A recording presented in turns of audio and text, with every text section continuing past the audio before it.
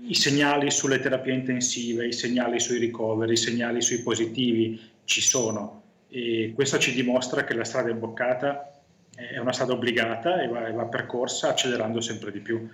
Con l'accelerazione dei vaccini si inizia a vedere la luce in fondo al tunnel della pandemia, anche se rimane ancora proibito abbassare la guardia. Michele Mongillo, responsabile dell'unità prevenzione della regione e tra i tantissimi operatori della sanità pubblica veneta, da 1 anno e mezzo in trincea contro il coronavirus.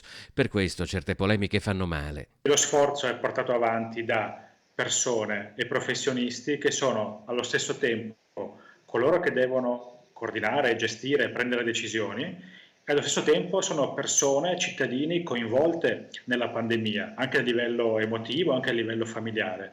Quindi forse questa è la parte che se avessi avuto tempo di amareggiarmi mi avrebbe amareggiata, perché tutti noi stiamo cercando di portare avanti una missione collettiva per superare tutte le difficoltà che ci sono. Mongillo non si spiega polemiche come quella tra test rapidi e test molecolari, che non sono strumenti in contrasto, ma complementari. Non è che i tamponi rapidi hanno sostituito i tamponi molecolari, quindi noi ai tamponi molecolari abbiamo aggiunto i tamponi antigenici. Sicuramente ha aggiunto, e questo è innegabile, l'opportunità di andare a individuare molti più positivi numericamente di quello che avremmo potuto trovare solamente col test molecolare. E questo è uno degli obiettivi principali della sanità pubblica, trovare i positivi e metterli in isolamento.